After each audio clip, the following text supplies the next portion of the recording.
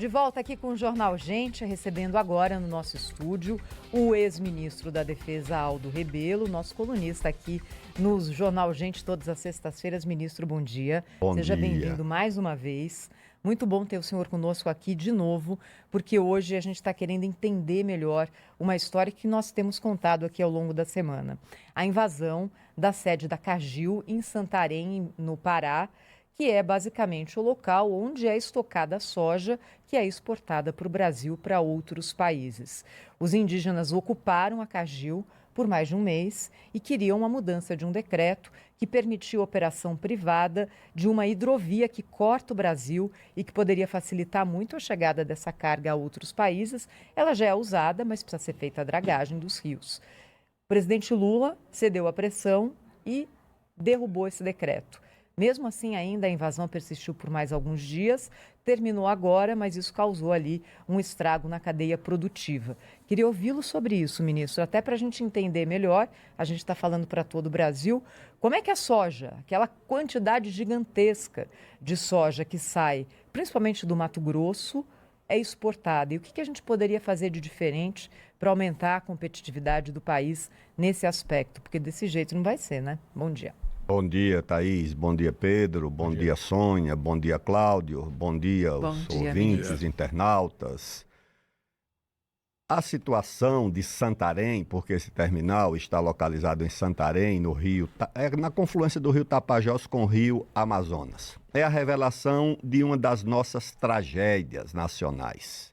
É a revelação da nossa insegurança jurídica. É a revelação da nossa insegurança institucional.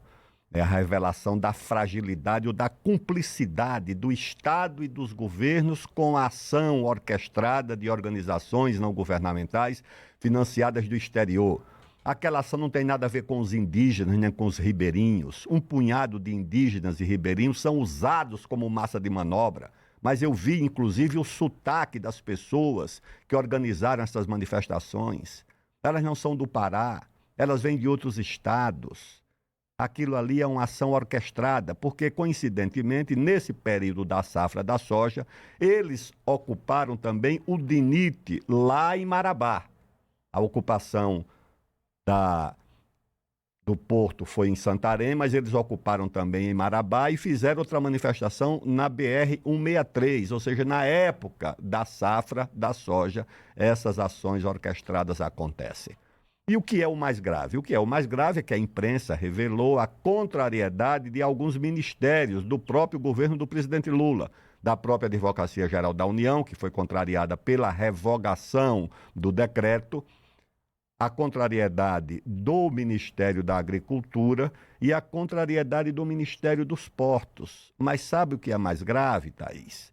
É que, segundo fontes do próprio Ministério da Agricultura e do Ministério dos Portos do governo, essa ação orquestrada foi organizada por um partido da base do governo, que tem um ministro no Palácio do Planalto, o ministro da Secretaria-Geral do governo, o ministro Boulos, é desse partido, do PSOL, que, segundo essas fontes do próprio governo, esse partido ajudou a organizar essa manifestação e, depois da manifestação, o ministro do partido que organiza a manifestação revoga o decreto que autorizava as obras de dragagem no rio Tapajós para melhorar o transporte hidroviário naquela região da Amazônia. Que o transporte hidroviário no Brasil, ele é insignificante. As senhoras e os senhores querem uma comparação? A China transporta por ano nas suas hidrovias 5 bilhões de toneladas.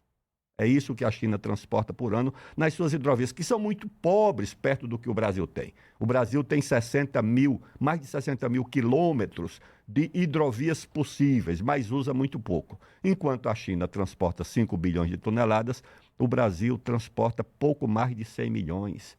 O Brasil não consegue transportar nem 3% do que a China transporta, porque o Brasil é um país sabotado, e sabotado pelo governo, que é cúmplice dessas ações de sabotagem contra o desenvolvimento, contra o transporte, contra a agricultura e contra os interesses, principalmente da Amazônia. Eu estou voltando do Acre, cheguei ontem à noite do Acre, o estado que poderia ser a porta do Brasil para a Ásia e para o Pacífico, é um estado interditado, é um estado que não tem rodovia duplicada, não tem 1 quilômetro de ferrovia, não tem hidrovia, ou seja, um estado paralisado pelas ações de quem? Dessas ONGs, da ministra do Meio Ambiente, que é de lá, mas provavelmente, ultimamente, eu tenho ido mais ao Acre do que ela, que veio aqui para São Paulo para se eleger deputada, para morar nos Jardins, e esqueceu o Acre. Há anos que não aparece por lá.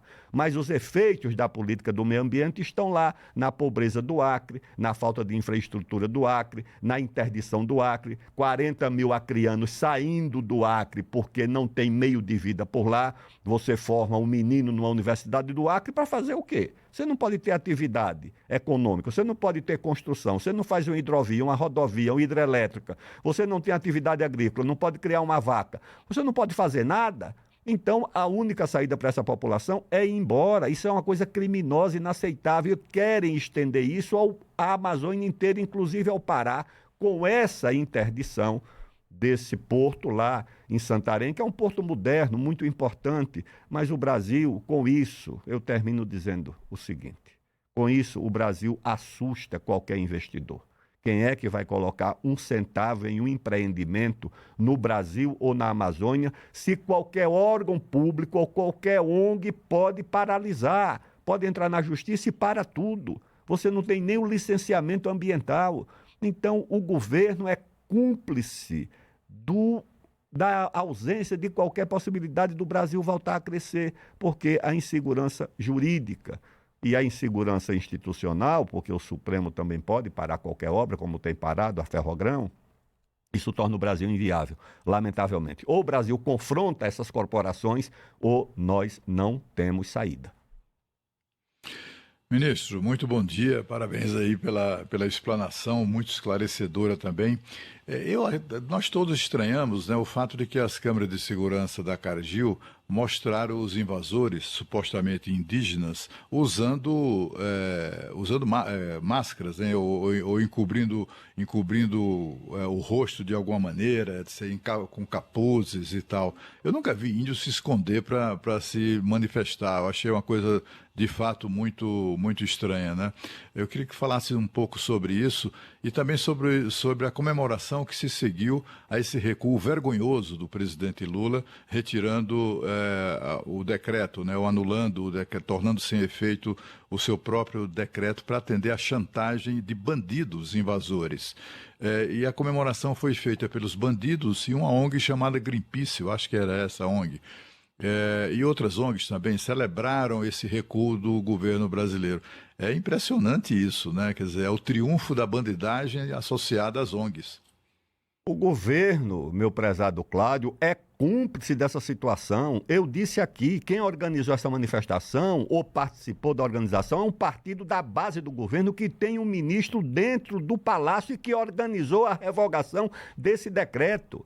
O que mostra que nós vivemos numa esquizofrenia, porque quem fez o decreto foi o governo para autorizar as obras de dragagem, uma concessão para melhorar o transporte com o uso de hidrovias. O governo que fez esse decreto, acho que em agosto de 2025. E o mesmo governo que para fazer o decreto deve ter chegado à conclusão de que ele era importante, de que isso era algo importante para o país. Esse mesmo governo que fez o decreto revoga o decreto mediante pressão construída dentro do próprio governo. Veja a esquizofrenia. Ou seja, uma parte do governo quer a obra, o Ministério da Agricultura, o Ministério dos Portos, a própria AGU, e a outra ala do governo exatamente trabalha para revogar o decreto. São atividades criminosas.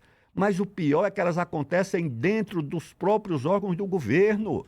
Pode examinar a composição do Ministério do Meio Ambiente, do Ministério das Populações Indígenas, do IBAMA, da FUNAI. São as ONGs de sempre, que fizeram rodízio em todas elas que recebem dinheiro do exterior. Uma hora eles estão dentro do governo, agindo contra o interesse nacional, e quando o governo muda de orientação, que não aceita a presença dessas ONGs dentro dos órgãos de direção, eles saem, voltam para as ONGs para sabotar o país. Isso não acontece em nenhum lugar do mundo. Você imagina se os Estados Unidos, se a China e outros países que se desenvolveram permitissem a ação dessas ONGs. Mas nós não, nós aceitamos a Convenção 169 da OIT, que diz que qualquer coisa para ser feita no Brasil, isso é uma tragédia, não vai terminar bem, porque um dia em que alguém resolveu confrontar essas corporações duramente, vai ser aplaudido nas ruas. Porque o país não aceita que uma corporação, onde não há dinheiro para as universidades, onde as agências estão parando, não há dinheiro para o Ministério da Defesa, não há dinheiro para a Defesa Nacional, para a Segurança Pública, você vai manter uma casta alimentada a esse preço? Principalmente, qual é a utilidade dessas instituições? A única que não teve os seus recursos contingenciados foi o Ministério Público, por decisão do juiz Alexandre de Moraes, que diz que todo mundo pode ter o seu dinheiro contingenciado, a saúde, a educação, o transporte, a segurança pública, menos o Ministério Público. Eu acho que isso é um escândalo completamente absurdo e inaceitável. E logo essa área do trabalho, o Ministério Público do Trabalho, Justiça do Trabalho, que tem ajudado o Brasil a exportar empregos para o Paraguai e para a China.